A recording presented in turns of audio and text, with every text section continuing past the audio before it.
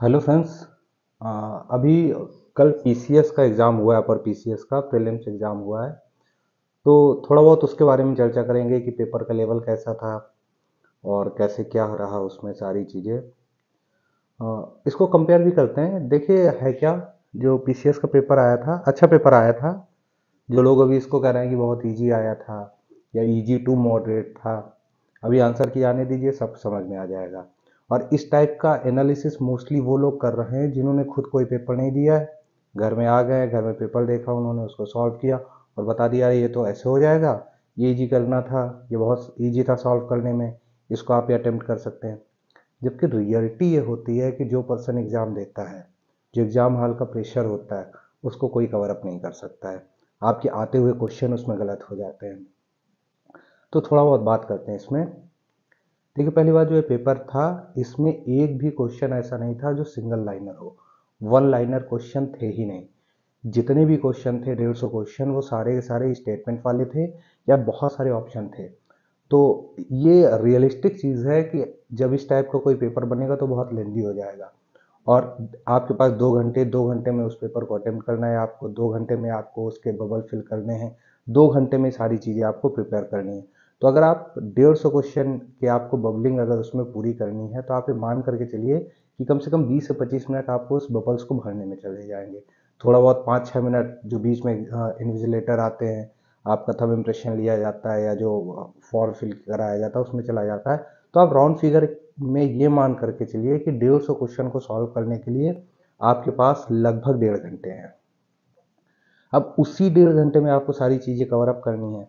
भाई, घर में आप पेपर ले आइए, घर में लाने के बाद उसको सॉल्व करिए, तो उसमें तो कुछ भी सॉल्व कर दिया जाएगा। हर एक पर्सन उसमें बहुत बड़ा जज बन जाएगा कि नहीं यार, इसमें तो ये क्वेश्चन है, पता नहीं कैसे आपने गलत कर दिया है, इसका तो ये ऑप्शन होना चाहिए।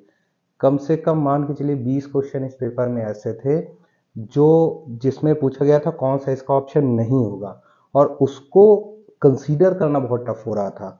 रियलिटी ये है। तो पैटर्न जो है वो आयोग ने बहुत चेंज कर दिया, इमीडिएट चेंज किया है। अगर आप इसको आरओ से कंपेयर करिए, आरओ में क्या हो रहा था, आरओ में पूरा का पूरा लूसेंट से पूछा गया हुआ था, एक एक क्वेश्चन उसी से था, सिंगल लाइनर क्वेश्चन थे। जो पर्सन वनडे की तैयारी कर रहा है वो बहुत ईजिली उसने अच्छा अटेम्प्ट किया है। बहुत अनएक्सपेक्टेड चीज़ें हुई थी उसमें। रिजल्ट में भी प्रॉब्लम हुई, जो आंसर की है उसमें भी प्रॉब्लम हुई, लेकिन ये वाला जो पेपर था, जो पीसीएस अपर का एग्ज़ाम था जो कल हुआ है, इसके क्वेश्चन का लेवल बहुत अच्छा था। कोई भी पर्सन जो वास्तव में जो जिस पर्सन ने इसको खुद अटेम्प्ट किया हुआ है, वो इसको कभी भी ये नहीं कहेगा कि ये इजी पेपर था। पॉइंट्स वाइज बात करें तो देखिए, सबसे पहली बात, ये इजी पेपर कतई नहीं था।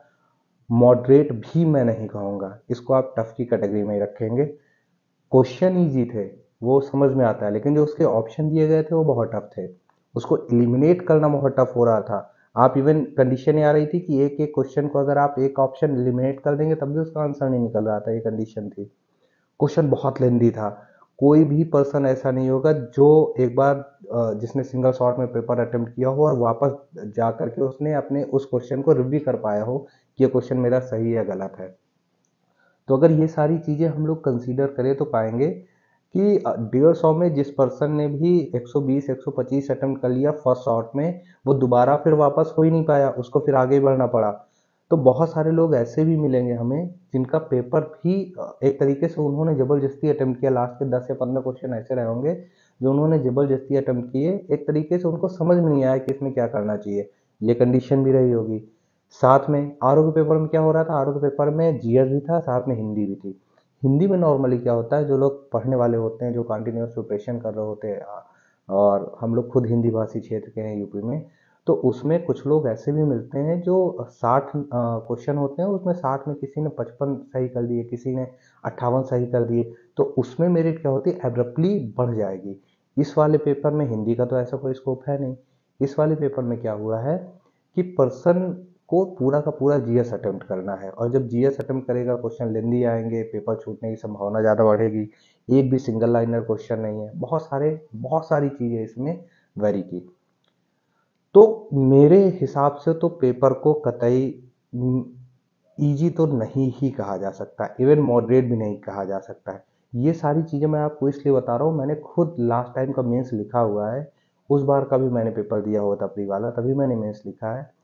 तो मैं बता सकता हूँ कि ये कतई भी ये पेपर ऐसा नहीं था कि बहुत ईजिली अटेम्प्ट हो जाए।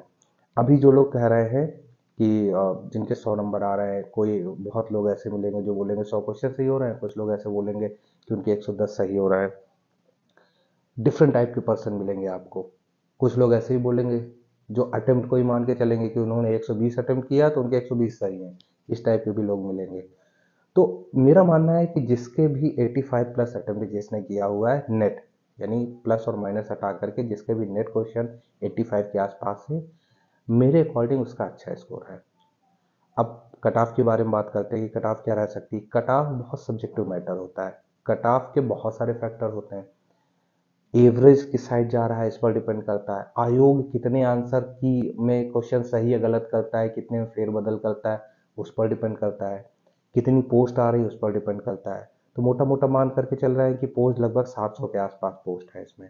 तो अगर 700 के आसपास पोस्ट है, इतनी ही रहती हैं, अगर बढ़ती नहीं है, और आयोग अपना आंसर की एज इट इज निकालता है, बहुत ज़्यादा 2 या 3 क्वेश्चन से ज़्यादा का फेरबदल नहीं करता है, तो जिस पर्सन के भी 80 प्लस है उसका ठीक स्कोर है।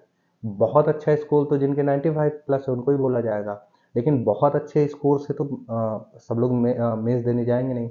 मेंस तो वो लोग भी देंगे ना जिनका एवरेज स्कोर होगा। तो मैं एक अगर रेंज मान के चलूँ तो जिसके भी 85 से 88 क्वेश्चन के बीच में है, वो लोग बहुत ईजिली मेंस देंगे।